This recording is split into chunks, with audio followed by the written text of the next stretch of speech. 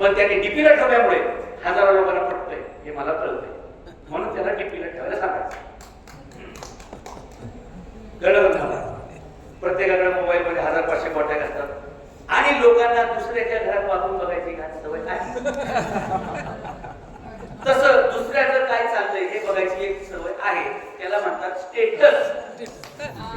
Status तर तिथे प्रत्येकाने मला एक इमेज बोलून देऊ. जगद्गुरु तुकोबरायांची साक्षात्कार होईल भंडारा वाचलाच म्हणजे रामचंद्र डोंगर वाचलाच पाहिजे असे आपण डीपी बनवू. प्रत्येकाने आपापल्या मोबाईलला ठेवायचे, इतरांना शेअर करायचे. मी ठेवलं की 25 लाख लोकांपर्यंत लगेच जाते आणि ती चळवळ होत जाईल. चळवळ तेव्हा होते जेव्हा ही गोष्ट आपली आहे हे लोकांच्या लक्षात येईल. बघा, शेजाऱ्याच्या घराची काच फुटली तर आपण आंदोलन केलं कधी, पण आपल्या घराची जर खिडकी जरी तुटली तरी आपण धावून जातो का? तर ते आपलं आहे याची जाणीव झाली म्हणून. जसं रामचंद्र डोंगर आपला आहे, तुकोबरायांनी आपल्यासाठी काहीतरी केले याची जाणीव झाली की लोक आंदोलन ते होईल. मला वाटतं महिन्याभरात वारीच्या अगोदर विषय संपून टाकावा, कलेक्टरची ऑर्डर निघून जाईल. तिथे एक इंच सुद्धा जमिनीचं उत्खनन करता कामा नये आणि तुम्हाला मी लगेचच 2 दिवसात कलेक्टरांकडे घेऊन जातो पुण्याच्या. आता पुण्याच्या कलेक्टर इटलीमध्ये, इटलीचा भारताचा खूप जवळचा संबंध येतात. पुण्यामध्ये मोठी स्पर्धा होणार आहे सायकलची, त्याच्या चर्चेसंदर्भात पुण्याचे जिल्हाधिकारी इटलीच्या दौऱ्यावरती ते इटलीवरून परत आले. 8 तारखेला येणार आहेत, आज तारीख 6 आहे म्हणजे परवा येणार आहेत. बुधवारी लगेच आपण कलेक्टरांना भेटू. हे सगळं गांभीर्याने लक्षात आणून देऊ. एका भेटी होय असं तुकोबरायांचं वचन आहे. परत कशाला भेटायचंय, एकदाच कलेक्टरला भेटू, विषय संपून टाकू. तिथून नाही झालं आपण मसून मध्ये जाऊ. दिलीपदादा जगताप आहेत, भाई जगताप प्रश्न मांडतील तिथं. बाबाजी काळे विधानसभेत कसा प्रश्न विचारणार नाही त्याची नोंद माझ्याकडे थोडा या मतदारसंघाच्या आपल्याला ना, जर तुम्ही वारकरी आहेत तुम्हाला हा प्रश्न विचारावा लागेल आणि जर तुम्ही प्रश्न विचारणार नसताल तर तुम्ही वारकरी आहे का असा प्रश्न आम्हाला विचारावा लागेल. आणि तुम्ही काळजी करू नका, तुम्ही भलेवाल्यांना प्रश्न विचारत असतो आणि लोकशाही चौकटीत विचारत असतो. प्रश्न असा विचारायचा की त्याला उत्तर द्यावंच लागेल आणि ते योग्य असलं पाहिजे. त्यामुळे रामचंद्र वाचवणं म्हणजे पर्यावरण सुद्धा वाचवणं आहे. पर्यावरणाचं नुकसान करणाऱ्या प्रत्येकावरती पर्यावरण ऍक्ट 1986 नुसार गुन्हे दाखल करता येतात. एक अर्ज तुम्ही तयार करा, कसे गुन्हे दाखल होत आहेत ते बघू. आणि असे 2-4 लोकांना गुन्हे दाखल झाले की बाकी सगळे सरळ होतात. काय झाले? वाळू माफिया, गुटखा माफिया, तंबाखू माफिया, याच्यानंतर हा लँड माफिया पण तयार झाला की जो दिसेल जमीन तिकडे पोखरत चाललाय, उकरत चाललाय आणि सगळं पृथ्वीचं नुकसान होत चाललेलं आहे. ते आहेच आहे पर्यावरणाचं नुकसान, परंतु हे भूमीचं पावित्र्य परत आपल्याला मिळवता येणार नाही एकदा खराब झाल्यानंतर. मी अमेरिकेत पण असं बघितलं की जिथं राष्ट्राध्यक्षांचं स्मारक असतंय, जिथं राष्ट्राध्यक्षांचं स्मारक कोणाचं असतं त्याच्या आजूबाजूला त्याच्यापेक्षा उंचीच्या बिल्डिंगला परवानगीच नाही. म्हणजे कुठूनही तुम्ही बघितलं तर राष्ट्राध्यक्षांचं स्मारक दिसलं पाहिजे असं अमेरिकेत कायदा आहे. तसं आपल्याकडे सुद्धा हे करता यायला पाहिजे. तीच तुमची महाराज मागणी आहे की या डोंगराच्या आजूबाजूला कुठलंही उंच टॉवर बिल्डिंग होता कामा नये, इंडस्ट्रियल शेड टाकता कामा नये, जेणेकरून हे विद्रूप होईल, विचित्र होईल आणि याचं पावित्र्य भंग होईल. तसा त्यांचा नियम आहे. पण आपल्याकडे सिव्हिल सेन्स नाही ना. जमीन माझी मी काय पण करेन या भूमिकेचे लोक आहेत. तुकोबरायांचे जे पाऊल पडले ती सोन्याची किंमत आहे हे कळणारी माणसं कमी आहेत. हा आपला प्रॉब्लेम आहे. नाही तर शिवाजी महाराजांचे जवळपास 450 पेक्षा किल्ले आहेत. एवढे जरी आपण ठेवले असते, जतन केले असते तरी आज आपण Europe, Singapore, America, Australia, Dubai यांच्यापेक्षा जास्त पैसे किल्ल्यांच्या परिणामातून कमवू शकलो असतो. पण आज किल्ले ओस पडलेले आणि गावांची खालची फकास आहे का? ते विजनच नाहीये ना. असा किल्ला बांधायला हजारो कोटी रुपये लागतात. ते ऑलरेडी किल्ले शिवाजी महाराजांनी बांधून ठेवले. जसं एखादा बाप आपल्या मुलासाठी 2-4 गुंठे घेऊन ठेवतो, एखादा आजोबा आपल्या नेपोसाठी 2-4 गुंठे घेऊन ठेवतो, तसं छत्रपती शिवाजी महाराजांनी आपल्यासाठी अख्ख्या महाराष्ट्राचा नव्हे भारताचा सातबारा आपल्या पुढच्या पिढीच्या नावावरून दिला. आपल्याला महत्वच कळलं, आपल्यालाच कळलं नाही. ते जर शिवाजी महाराज झाले नसते तर मोगलांनी काय केलं असतं, काय केलं नसतं हे विचार. आज तुमची आमची नावं काय वेगळी असते. इथूनच सुरुवात करू आपण. पण एवढा मोठा ठेवा त्यांनी निर्माण करून दिला पण आपल्याला कळत नाही. आणि ते जमिनीची किंमत महाराज लाख रुपये गुंठ्यामध्ये, एकरात कोण मोजत बोलत नाही. पूर्वी हेक्टर मध्ये बोलायचे. शिवाजी महाराजांच्या काळामध्ये आणखी एक मोठं प्रमाण होतं. बिगा बिगा बिगा म्हणजे 5 एकर 10 एकर असं, नंतर ते हेक्टरवर आलं 2.5 एकर, नंतर एकरवर आलं, आता गुंठ्यावर आलंय. लोणावळ्यामध्ये काय भाव असेल जमिनीचा? 50 लाख रुपये गुंठा, 50 लाख रुपये गुंठा, बरोबर. जर लोणावळ्यामध्ये महाबळेश्वरमध्ये 50 लाख रुपये गुंठा जमिनीची किंमत असेल, तर त्याच्यापेक्षा उंचीवर असणाऱ्या किल्ल्यांची त्याच्यामध्ये गुंठ्याची किंमत किती असेल? सामान्यच पकडू 50 लाख रुपये गुंठा.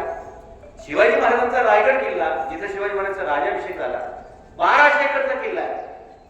महाराज 1 एकरचा भाव किती होईल? 50 लाखाने 50 लाख रुपये गुंठा. एका एकरामध्ये 40 गुंठे असतात. काहींना माहित नसेल तर सांगायला एक एकर किती होईल? 200 कोटी रुपये एकर झालं. 200 कोटी एकर नाही, 200 का 20 कोटी? 20 कोटी रुपये एकर. 1200 एकरचं किती होती? 1200 गुणिले 2 रुपयाने पकडले गेले 2400. वर किती येतील? 24,000 कोटी रुपये नुसतं किल्ल्यावरल्या मातीची किंमत आहे. 24,000 कोटी रुपये. आणि असे महाराजांकडे जवळपास 450 प्लस किल्ले होते. मग किती किंमत झाली? नुसते किल्ल्याच्या वरची सांगतोय मी. मग हे जर जतन केलं असतं तर महाराष्ट्राची अर्थव्यवस्था कुठे गेली असती? आपण युरोप अमेरिकेला मागे टाकलं असतं. आज आपल्याला जे डॉलरची शॉर्टेज आहे, सोनं विकावं लागलं गुपचूप परवा, ते झालं नसतं. किंवा यावर्षी सोनं घालू नका, विकत घेऊ नका हे म्हणायची वेळ कशामुळे आली? तर आम्हाला अर्थशास्त्राचं गणित लक्षात येत नाहीये. शिवाजी महाराजांनी जसं आमच्यासाठी तो वारसा किल्ल्यांचा मागे ठेवून गेले, तसाच आध्यात्मिक वारसा जगद्गुरु तुकोबराय ज्ञानोबा माऊली आपल्यासाठी मागे ठेवून गेले. आळंदीत गुंठ्याची काय किंमत आहे बघा तुम्ही. कुठेही जमीन घ्यायला जर तुम्हाला 5 गुंठे मिळणं मुश्किल आहे. एवढी जमीन भाव वाढलाय किंवा कुणी ना कुणी घेऊन ठेवली. देहूमध्ये पण तेच आहे. पण नुसत्या जमिनीची किंमत वाढण्यापेक्षा त्याचं पावित्र्य हे सुद्धा जपलं गेलं पाहिजे. आणि तोच आपला लढा आहे. महाराज, आम्ही तुमच्या पाठीशी नाही, आम्ही तुमच्या सोबत आहोत. पाठीशी असणे म्हणजे संधी बघून कधी धडकी मार, तुम लढो आमचे मागे आले, असं आपल्याला करता येणार नाही. आपण जिथे पण असतो, मला तुम्हाला 100 एकरांना आम्ही बनवून देतो.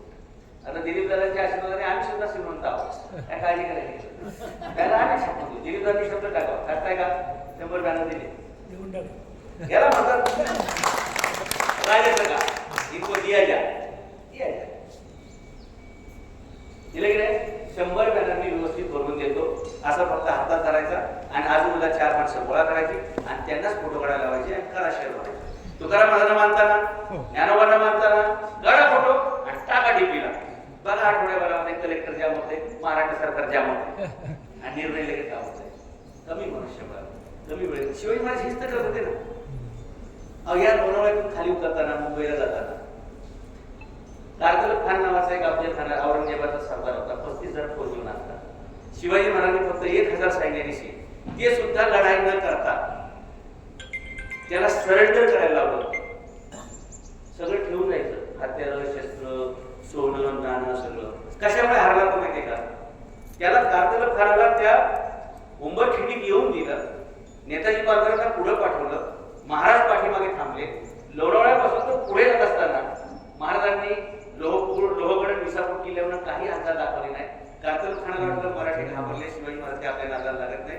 ज्यावेळी शत्रू काही रिॲक्ट करत नाही त्यावेळी पाटील साहेब जास्त सावध व्हायचे. महाराजांची काहीच रिॲक्शन नाही. तो खाली गेला. त्याला एवढ्या परिस्थितीत येऊ दिला की पुढे जाता येणार नाही, मागे जाता येणार नाही. नेताजी पालकरांना पुढे पाठवलं होतं आणि त्यांना सांगितलं, जातानी सोबत प्रत्येकाच्या कमरेला जशी तलवार आहे तसं प्रत्येकाच्या पाठीवर तुतारी घेऊन जाणे. नेताजी पालकर म्हणले, महाराज लढायचा आणि तुतारीचा काय संबंध? महाराज म्हणले, छत्रपती तू आहेस का मी आहे? राजा तू आहेस का मी आहे? मग नेताजी म्हणले, तुम्ही नेताजी होते प्रतापराव असं मला आठवण करावं लागेल. नेताजी होते ना, हा नेताजीराव. तर म्हणले घ्या तुतारी तर घ्या. कारण मराठ्यांच्या तुकडीचा नियम असा असायचा की 125 मावळ्यांच्या बरोबर एक तुतारी झाला असायचा. जेव्हा गरज पडली तुतारी ठोकायची. पण यावेळी महाराजांनी असं सांगितलं की प्रत्येक मावळ्याने तुतारी सोबत घेऊन जायचं. नेताजी पारकरांना काय ते लॉजिक कळलं नाही, कारण त्यांनी जो विचार केला नव्हता. राजा त्यालाच म्हणतात जो पहिला विचार करतो आणि मग कृती करतो. शिपाई त्याला म्हणतात जो पहिला कृती करतो आणि मग विचार करतो. योग्य म्हणतो का नाही? आणि नागरिक त्याला म्हणतात जो विचारही करत नाही कृती नाही करत नाही. म्हणून तर भारतात सगळं चाललंय ना.